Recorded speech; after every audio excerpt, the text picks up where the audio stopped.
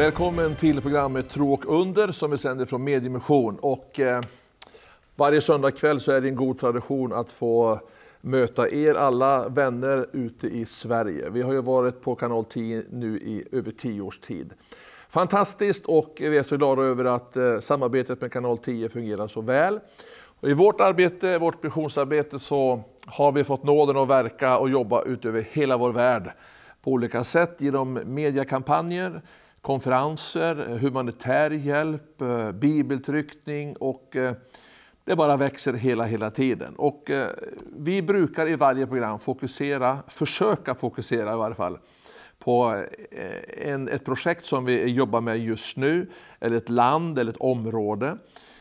Därför att hela tiden i vårt arbete så är det mycket som är på gång samtidigt. Vi är faktiskt runt 50 stycken anställda på huvudkontoret i Finland, och även i Sverige så finns ett arbete. Det finns i Kanada, USA, Ukraina och i andra länder, och även ett kontor och arbete som vi har i Israel. Ikväll så ska vi fokusera just på Israel. Israel är ett land, har varit och kommer alltid att vara, som är i fokus. Och det verkar som att alla världens spotlights alltid är tända mot Israel. Både politiskt och även andligt naturligtvis. Vi som har en tro på Gud och tror på att Bibeln är Guds ord, så läser vi om Israels betydelse i historien, i vår nutid och också i vår framtid. Så det är ett land som vi förundras över det som sker i landet Israel, och det väcker alltid starka känslor, landet Israel, inte minst politiskt. Även i Sverige i vanlig sekulär media så finns ju Israel med i samhällsbilden, och den berör oss på olika sätt. I vårt arbete i Mediemission så har vi i många år haft fokus också på Israel, därför vi tror att landet är av stor betydelse. Vi står upp för Israel, och vi säger att den som välsignar Israel får själv ta del av välsignelsen. I vårt arbete så har vi haft fokus på att hjälpa inte bara judar i Israel utan även i Ryssland och i andra länder. Så att när vi talar om Israel så talar vi också om det judiska folket. Men det judiska folket har ju över tid spritts över hela vår värld och finns i olika länder, och i Mediemission så har vi hjälpt dem på olika sätt. And tonight we will talk about this special country, Israel, and we have in our mission work two lovely friends who's leading the work in Israel. Is Vladimir and Pirjo Kartunen. And this night, Pirjo, we have you with us directly from Israel. This is, it's a holy moment right now to see you live from Israel. You're heartily welcome to the program. Hello, shalom from Jerusalem. Yeah. Where specific in Israel are you right now?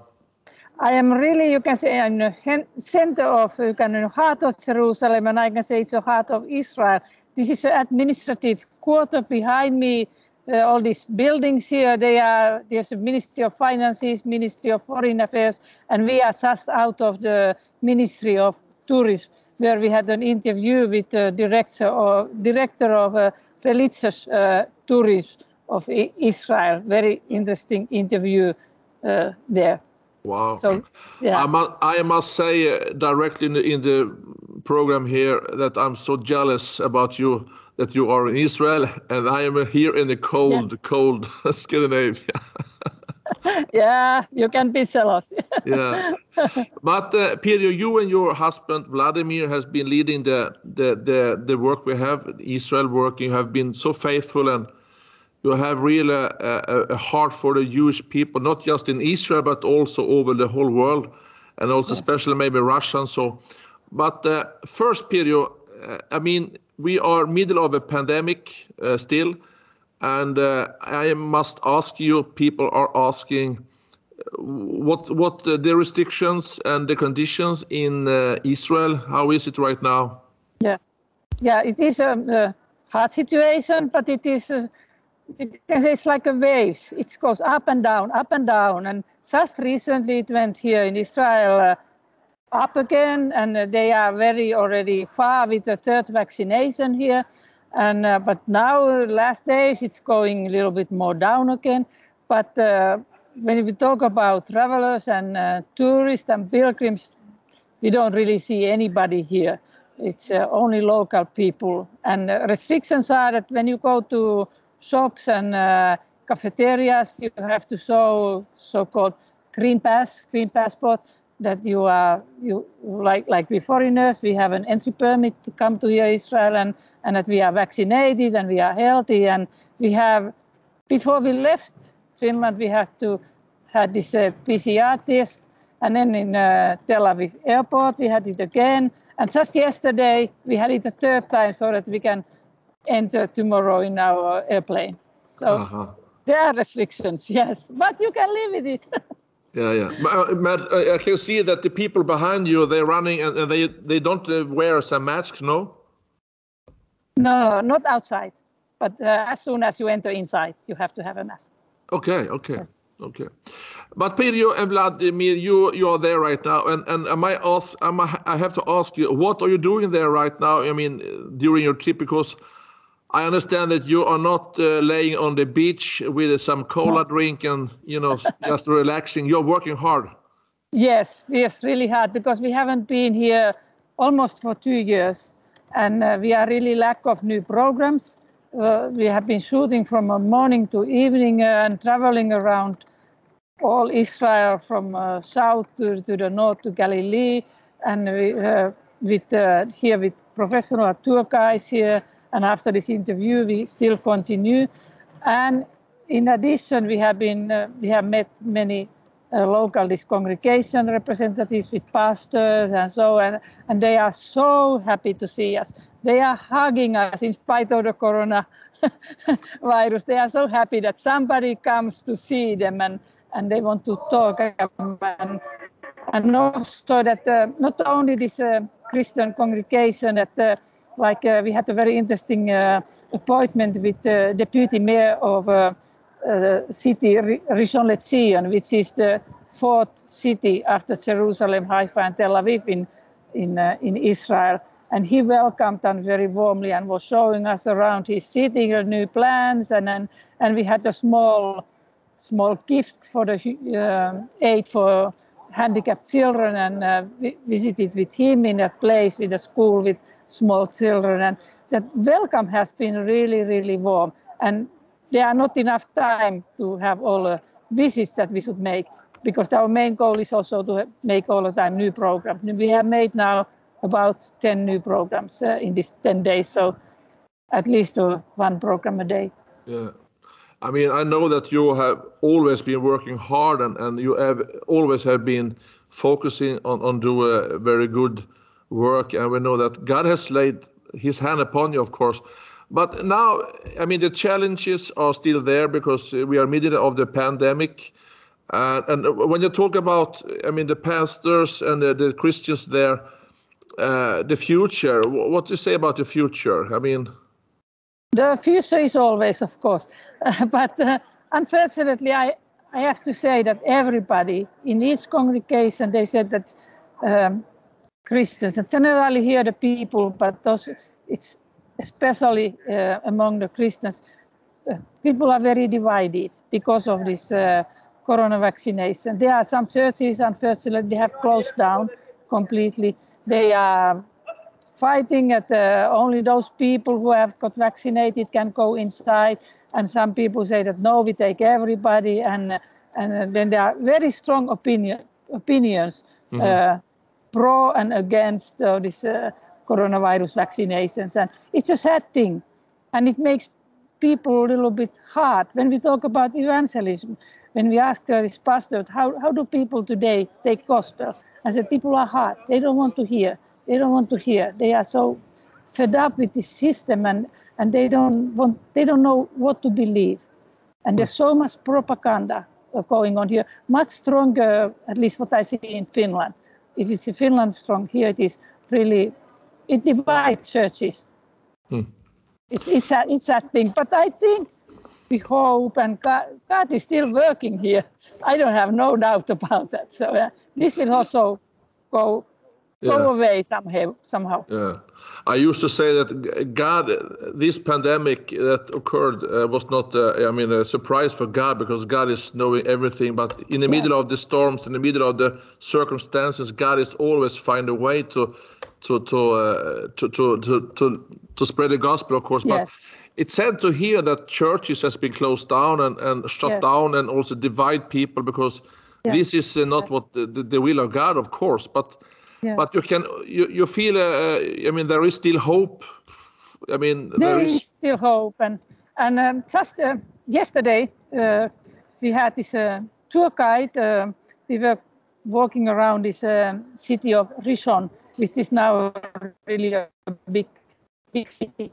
And he told the history, and he said that it was around 130 years ago. There was only 17 people with extreme conditions in the desert. They started this city, and it was a miracle of God that it's what kind of big city, a very modern city it is today. And to me, it's talked about it that God blessed those little people, 17 people who had faith, and what did they have to work so hard? And God blessed them. And God is blessing Israel. There's no doubt about it. If he did it already more than 100 years ago, when he started, when Israel, the state of Israel was born 48. So this is small thing. And God has a plan, and he will fulfill it. There's no doubt about it, even that the people are divided and so, but God has his aim and his plan, and he's going to fulfill it, and we want to be involved in that. Yeah. As you know, Peter, the Swedish people has always been touched, the Christian people, the churches in Sweden has been touched about Israel and the Jewish history, the Jewish people right now in the prophetic light also. But it also, in Sweden, people are divided, of course, when it's all about Israel and concerning the future and so. But we know that God is always God, and he will prevail, of course. But now, if you're looking forward, Pirjo, what is in pipeline? What is the plans in the future, the next project? How can we, from Sweden, support the ministry we have in Israel? Yeah, well, at the moment, of course, we would love to have a kind of mega media campaigns, but so far we cannot even plan about it, not think about it. But I think it's very important what I see here, that we have to work together with local people here, those who are here on the spot, who have a vision to bring in the gospel and so on. I think it's very important to keep touch with them, support them, pray for them, and support financially, and also tell. I see it as a two level. We want to reach out people here, Jewish people here, Hebrew speakers, Russian speakers, and but also to tell in our own countries the truth about it. How can we encourage the local Christians, and generally about the truth about Israel, and also that I would like to see that our churches in Scandinavia understand better of our Jewish roots, where everything has started. So that what we owe to Israel. They are seen the main topics in time of this COVID pandemic, and so that we can do many ways. We can do many ways to support Israel and local believers, and in that way spread the gospel. I know also that you have been deeply involved in among the Jewish people in Russia. And also other countries, but especially Russia, because it seems like the Russia has been very touched the Swedish people and our supporters. Do you have anything to say about the condition and how the Jewish people in Russia are thinking about their future? Are they going to Israel, or are they going to stay in Russia? Because Russia is always in a mood of challenges and everything can change rapidly. Yeah, of course, this pandemic has made so that there are more and more Jewish people who would like to emigrate to Israel. So this called exodus. It's in many people's heart in Russia today. But also Vladimir has been able to visit since May, I think 3 times in Israel, in St. Petersburg, where we have got this so-called, we call them celebrations, but they are always evangelistic events when we tell Russian people, Russian Jewish people about the gospel. And they have been really very, very successful, that people are coming, they want to come, they want to meet, they want to hear. And also this year has been in Russia and in Baltic countries a year of 8 years of memorial of the Holocaust, what happened in Russia. And for example, we visited just a month ago in Lithuania, very, very touching events organized by the state of Lithuania, by the president and prime ministers, and visiting those places where happened the Holocaust. And that's for us a very good way also to reach out people, to show comfort to them. And Russia is open today when you talk people to people. Russian laws are, of course, very strict today about we cannot evangelize freely, but we can invite people for this Jewish celebration where we can say, and they come. And that's what we started.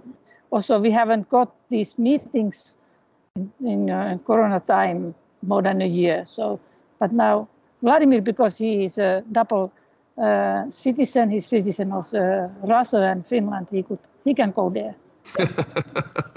You're lucky. You're lucky.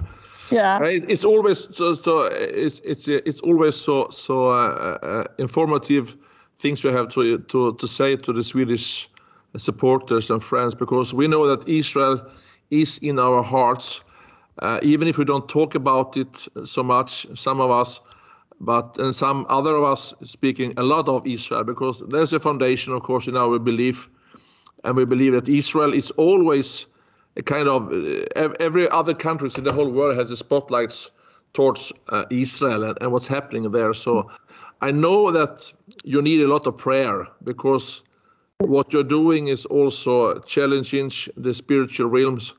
And Yes. We in Sweden, we can pray and we can also give. And I know that in our newspaper here in Sweden, we can read about what God is doing in Israel, and for me it's a very important part of our mission work globally, actually, because this is the foundation for me personally. Yeah. I see this generally about this Israel ministry, that there are 2 levels. One is that is what is outwards. We have to stand anti-Semitism. We have to show to the world that we stand behind Israel, and so that we make it kind of public stand for Israel. And second level is that we teach in our congregations, in churches, the meaning of Israel, because we have lost, many churches in Scandinavia has lost their understanding our Jewish roots, and that how important it is that we are connected to Israel. And when we stand for Israel, when we understand this connection, then we can also reach out to Jewish people, telling them the gospel. And our motives are then from a point of view of love. We want to show them love, and their love that comes from their own Messiah. And I think we have to, on these 3, you can say 3 legs in this ministry, that they work together and they are connected together. And when we do that, God will also bless us. Of course, everybody has his own calling. Somebody is more involved with, you can say, with fighting anti-Semitism. Somebody is more involved with evangelism, and somebody is more in teaching and Bible studies. But we all have to understand the basics of it. And that's, I think, is a very important to have success in this work. That we understand Jewish people. Yeah. And when you're saying that there is a lack in Swedish churches about Israel, that's because of the younger generations who's raised up. They have no clue about Israel, the history, and especially the connection between the state, the Jewish people, and the Bible. in their own belief, they must understand there is a connection. So I agree with you that there is a huge challenge to teach and to see there is a link between what God is doing and also the state Israel and the Jewish people, of course. So that's very, very important. It is. It is vitally important. I see it now when I've been working so many years, and sometimes I've been wondering myself that what is my role. They asked me to go to demonstrate for Israel, and I said no, I'm an evangelist. But then I said they are all connected. They are all connected, and that we do it. And God, that is the way of God that we see through history. We see the modern day state of Israel. That when God was faithful, then He's faithful now. Yeah, of course. Peter, the time is running away, and for me it's a luxury to have you with us directly from Israel. I mean, this is fantastic. I'm so jealous, and hopefully I can go there as soon as possible. But you are always so informative, and I know that when you speak, people's hearts are touched. Because this is the heart of our mission work also, of course. So I will say that we challenge the Swedish mission family to pray for you and also to give. And they can use our 90 account here in Sweden, of course, and we transfer the resources to the Israel work. And send my greetings to Vladimir, your lovely husband. You're doing a great work there. I will. Yeah, and God bless you. And please, pray for Israel. Yes, and see you soon in the studios in Finland. Okay, see you. Yes. Thank you, thank you, Pedro. Bye bye. Som du förstår så har vi mycket att säga om Israel och det arbete vi gör där. Och jag tycker du ska beställa den här tidningen som heter Mediemission. Och den beställer du på mediemission.se. Där får du all information som du behöver i vårt globala arbete. Och vi är bara så tacksamma över att det är fler och fler som beställer tidningen. Tänk på Israel. Du som vill veta mer om Israel och kanske få kontakt med Pirjo och Vladimir Kartonen, så kan du mejla till oss på info@mediemission.se, så ska vi vidarebefordra dina mejl och din fråga, kanske att följa med dem till Israel och se arbetet på nära håll. Det är fullt möjligt. Vi vill bara säga det som vi brukar göra till dig, att vi är tillbaka nästa vecka. Och glöm inte bort att vi finns på sociala medier, på Facebook och på Instagram. Så kan du koppla ihop och följa vårt arbete lätt i din smartphone. Så jag vill önska dig det bästa vi kan ge dig, och det är Guds rika välsignelse, och så ses vi nästa vecka igen. Tack!